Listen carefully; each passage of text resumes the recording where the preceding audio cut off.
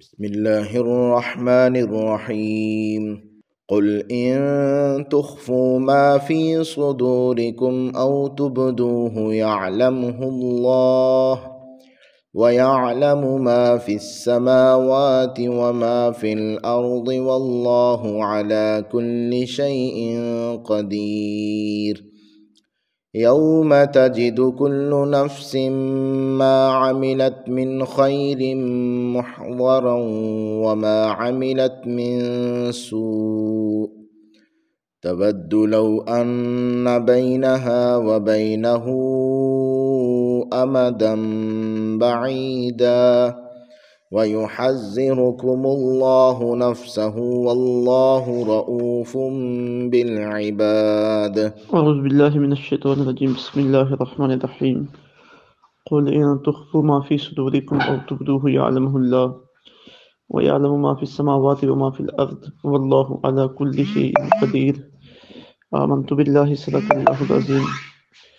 رب اشرح لي صدري ويسر لي أمري واحلل عقدة من لساني يفقهوا قولي.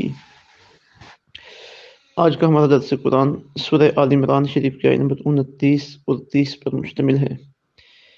ان دو آیات طیبات میں اللہ رب العزت نے اپنی قدرت کا اور بندوں کے متعلق اپنے علم کا اظہار فرمایا، اور اس کا ہمارے لیے فائدہ یہ ہے کہ ان آیات کو پیش نظر رکھنے سے ایک تو ہم ہر وقت یہ محسوس کر سکتے ہیں کہ ہم اپنے رب کے سامنے ہیں، ہمارے ایک ایک عمل سے ہمارا رب آگاہ ہے، تو جس اللہ کے سامنے ہم موجود ہیں، ہمارے اعمال سے ہمارا اللہ آگاہ ہے، تو پھر کیسے ممکن ہے کہ ہم اس کے سامنے برائی کریں اور اس کے سامنے کوئی بے حیائی کا ارتکاب کریں اور اس کے سامنے اس کی نافرمانی کی جسارت کریں۔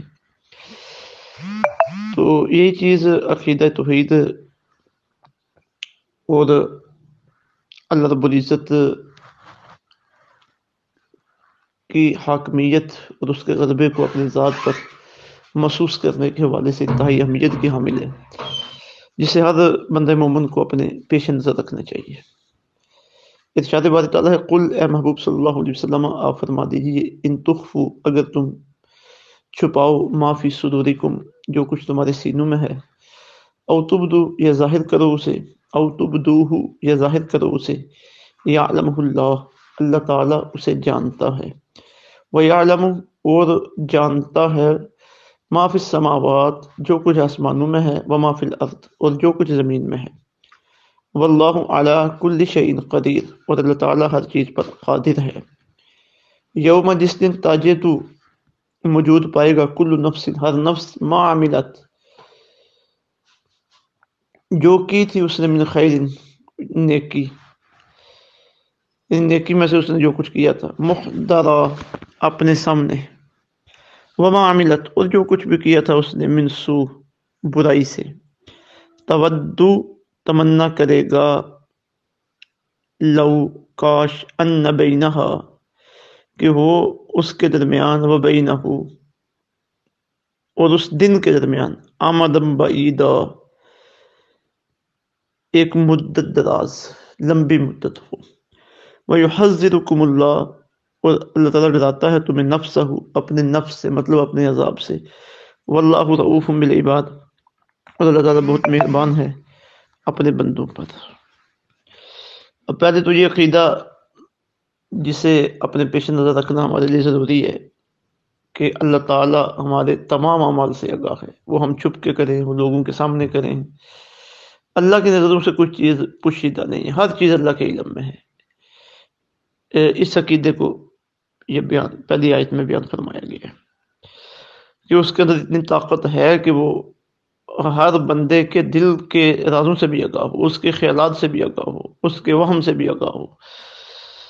تو اس عقیدے کو پختہ کیا گیا کہ قل ان تخفوا ما فی صدورکم آپ فرمائیے کہ تم چھپاؤ جو کچھ تمہارے سینوں میں ہے، اور تبدوہ یا اسے ظاہر کرو، یعلمہ اللہ اللہ اسے جانتا ہے۔ لوگوں سے تو چھپا سکتے ہو لیکن اللہ سے کچھ بھی نہیں چھپا سکتے۔ وَيَعْلَمُ مَا فِي السَّمَاوَاتِ وَمَا فِي الْأَرْضِ اور وہ جانتا ہے جو کچھ آسمانوں میں اور جو کچھ زمین میں ہے۔ کون سی چیز ہے جو اللہ سے چھپی ہوئی ہے اور اس کی سے پردے میں ہے؟ کوئی بھی چیز اس سے پردے میں نہیں رہ سکتی۔ واللہ علی کل شیء قدیر اور وہ ہر چیز پہ قادر ہے۔ یہ دن میں خیال نہیں آنا چاہیے کہ یہ کیسے ممکن ہے، ہمیں تو نہیں پتہ چلتا، تو ہم تو انسان ہیں نا، اللہ کی مخلوق ہیں، خالق کو پتہ چلتا ہے، ہمارا اور اس خالق کا کوئی مقابلہ نہیں ہے۔ پھر قیامت کے دن کی تذکیر کی جا رہی ہے، اس کی یاد دہانی کروائی جا رہی ہے کہ ایک دن آنے والا ہے جب ہر چیز تمہاری آنکھوں کے سامنے ہوگی، جو کچھ تم نے کمایا ہے، جو کچھ تم نے عمل کیا ہے۔ تو فرمایا یوم تجد کل نفس، جس دن پائے گا ہر نفس، ہر جان پالے گی، ما عملت من خیر، جو کچھ اس نے نیک کی تھی، محضر اپنے سامنے، وما عملت من سوء، اور جو کچھ اس نے برائی کی تھی، ہر چیز سامنے آ جائے گی۔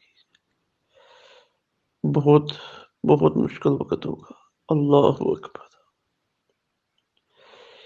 ایک جگہ پہ فرمایا گیا کہ نامہ عمل سامنے آ جائے گا اور کہا جائے گا اقرا کتابک، پڑھ ذرا اپنی اس کتاب کو، وکفا بنفسک الیوم علیک حسیبا، آج اپنا حساب کرنے کے لیے تو خود ہی کافی ہے۔ اللہ اکبر۔ اللہ تعالیٰ وہ نامہ اعمال ہمارا ہمیں دائیں ہاتھ میں پکڑائے۔ اللہ اکبر۔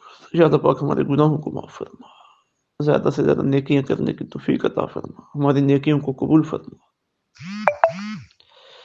فکر عطا فرما۔ جس دن موجود پائے گا ہر نفس جو اس نے نیکی کی تھی اور جو اس نے برائی کی تھی۔ اب پھر اس دن جس کے گناہ زیادہ ہے یا جو کافر ہے، اس کی کیا صورتحال ہوگی؟ وہ خواہش کرے گا، تود لو ان بینہا وبینہ امدا بعیدا، کاش، وہ تمنا کرے گا کہ کاش اس دن کے درمیان، یعنی قیامت کے دن، جس دن ہر چیز سامنے پہ آ جائے گی، کاش اس کے درمیان، اس دن کے درمیان، آمدم بعیدا، مدت دراز ہوتی، لمبی مدت، مطلب کہ ٹل جاتا یہ دن۔ لیکن کیسے ٹلے؟ جو اس کا وعدہ ہے وہ تو پورا ہو کے رہنے والا ہے۔ وَيُحَذِّرُكُمُ اللَّهُ نَفْسَهُ، پھر تذکیر کروائی جا رہی ہے کہ اللہ تعالیٰ تمہیں اپنی ذات سے، مطلب اپنے عذاب سے تمہیں ڈراتا ہے کہ باز آ جاؤ۔ دو ہی اسلوب ہے قرآن شریف میں لوگوں کو نیکیوں کی طرف راغب کرنے کی، خوشخبری اور ڈر۔ اب جگہ جگہ خوشخبریاں سنائی جاتی ہیں اہل ایمان کو، اور گناہ گاروں کو اور کافروں کو ڈرایا جاتا ہے تاکہ وہ سنبھل جائیں۔ جو پیار سے نہیں مانتے انہیں سختی سے سمجھانا پڑتا ہے۔ وَيُحَذِّرُكُمُ اللَّهُ نَفْسَهُ، اللہ تعالیٰ تمہیں اپنے عذاب سے ڈراتا ہے۔ وَاللَّهُ رَءُوفٌ بِالْعِبَادِ، اور اللہ تعالیٰ اپنے بندوں پر بہت مہربان ہے۔ اللہ اکبر۔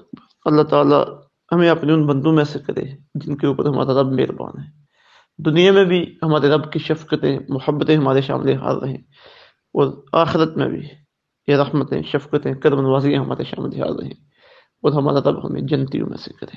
وَمَا عَلَيْنَا إِلَّا الْبَلَاغُ الْمُبِينُ۔